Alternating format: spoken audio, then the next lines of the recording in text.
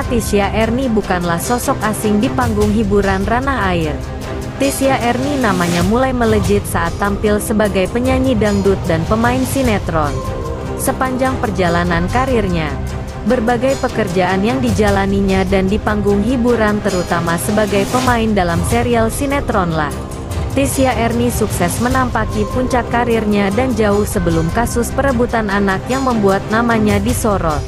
Sosok Tisya Erni juga sempat diisukan menjadi orang ketiga dalam retaknya rumah tangga Sule dan Natali di kala itu. Lantas seperti apa sosok Tisya Erni di mata rekan sesama artis dan seperti apa pula pandangan pakar hukum melihat peristiwa perebutan anak antara Emmy yang merupakan negara asing dengan suami dan selingkuhannya?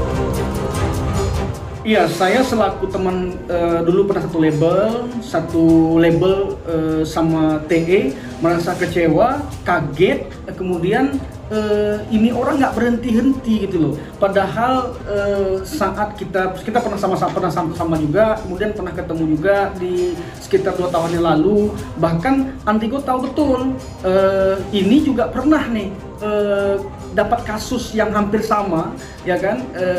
Tentu ada kasus-kasus negatif juga dulunya. Nah, pernah saya sampaikan bahwa sesama entertain, sesama dunia musik, penyanyi, bersikaplah apa adanya. Jangan kita berpikir tinggi dan sebagainya. Sampai mengukur. Nah, ini pernah disampaikan gitu. Tapi ya namanya orang mungkin tidak berubah. Sifatnya tidak bisa kita kontrol dan tidak bisa kita kasih nasihat mungkin gitu. Jadi kalau bicara masa kecewa, sangat kecewa. Kalau kaget, mungkin kagetnya kenapa ini terjadi lagi. Tapi kalau kaget terhadap pelaku perangai, mungkin udah nggak asing, kita mah tahu lah gitu. Tapi kita nggak mau suzon sama orang jelas. Tapi hal-hal yang begini mah udah pernah dan pernah terjadi lah di tahun-tahun yang lalu gitu. Jadi memang sangat mencederai dunia entertain, sangat mencederai label penyanyi, karena kan berita-berita itu artis penyanyi gitu loh. Nah, sementara ini banyak, ada ribuan di Indonesia artis penyanyi, tapi dengan salah satu orang oknum yang melakukan hal seperti ini, labelnya apa? Penyanyi. Dunia entertain lagi, ini mencederai dunia entertain dan membuat jelek kawan-kawan yang tidak melakukan hal ini, terbawa-bawa jadinya gitu. Ini tidak pantas dan tidak bagus, dan saya sangat mengutuk keras perbuatan ini. Semoga perbuatan ini kalau memang ada pidananya, ya silakan dilaporkan aja sesuai undang-undang yang berlaku. Namun jika memang ada hal-hal positif yang bisa dilakukan, ya kenapa tidak sama-sama berembuk gitu. Toh ini juga perlu dapat perhatian kita semua. Melihat dari hal tersebut, kita begitu banyak pertanyaan dan bagaimana sih sebenarnya cerita sesungguhnya antara Aden Wong dan Ami. Hubungan itu seperti apa? Melihat dari sudut pandang hukum ya, tentunya apakah kasus ini layak untuk bisa dilaporkan secara pidana? Tentunya pasti ya, di mana-mana apalagi anak itu baru 4 bulan ya. Itu selalu dan yakin bahwa hak asuh anak itu ada di bawah hak asuh ibunya. Kalau ibunya ini nggak bisa memberikan ASI, tentunya anak ini kan pasti perkembangan pertumbuhannya pun bisa mengganggu kan, seperti itu.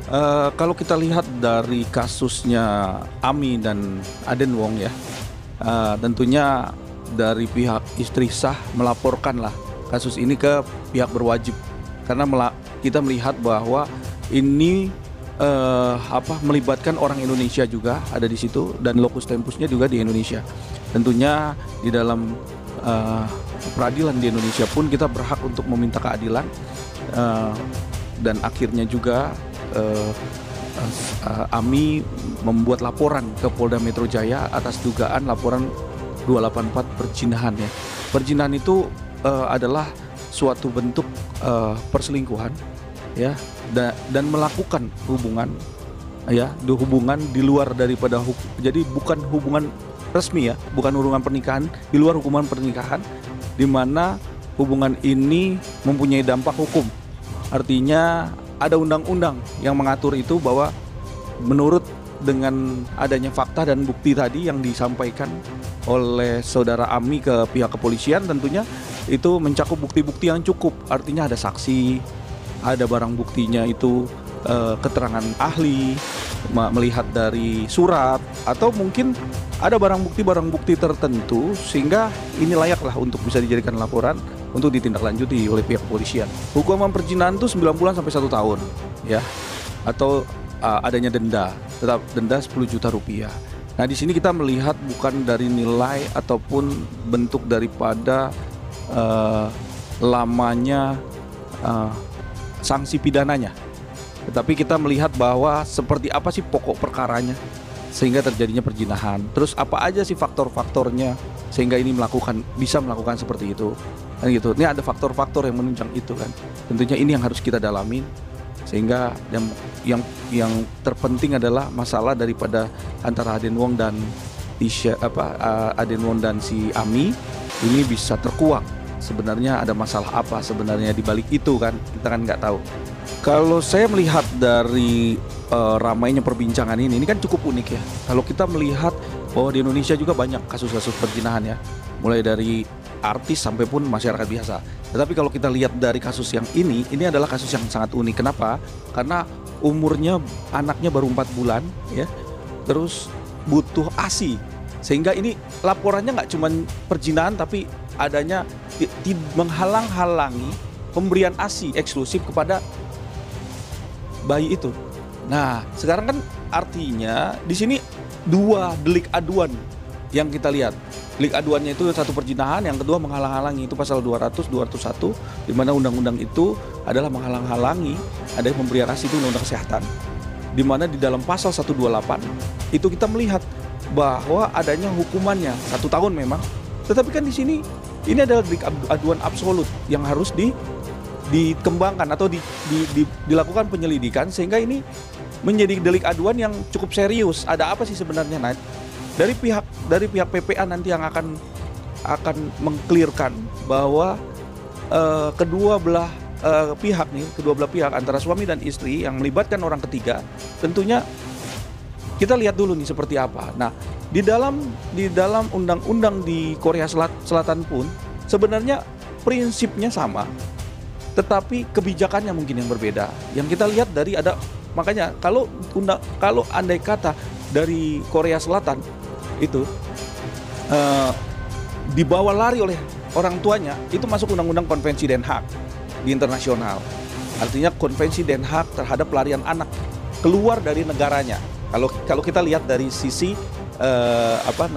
luar negeri ya, dari internasional. Tetapi di sini kan kita melihat unik nih, bahwa anaknya dibawa lari lah ke Indonesia memang, tetapi ikut sertalah ada seseorang yang menghalang-halangi nih, karena Ami itu ibu kandungnya datang ingin memberikan ASI, tetapi ditolaklah, bahkan terjadilah pemukulan.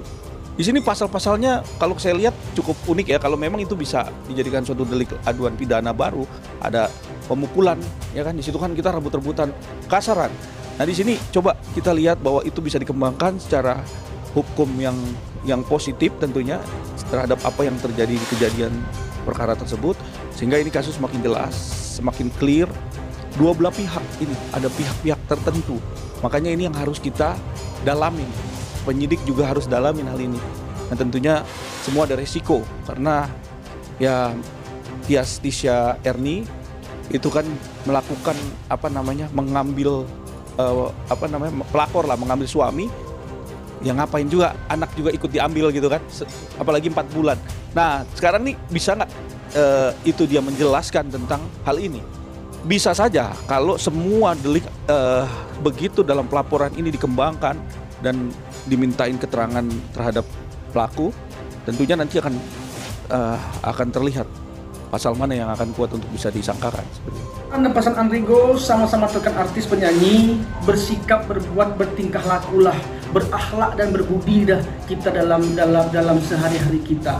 Jika memang kita itu gelas, kenapa minta air atau ember? Artinya apa? Jika keterbatasan seperti ini, tidak perlu kita hedonisme, tidak perlu kita pengen ini, pengen itu, tapi kita punya keterbatasan. Jadi seluruh teman-teman entertain, penyanyi, yang paling penting berkarya.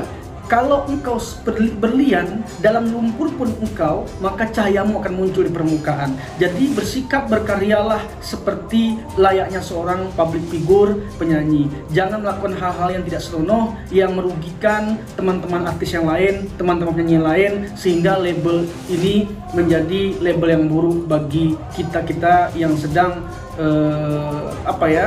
berada di dunia entertain.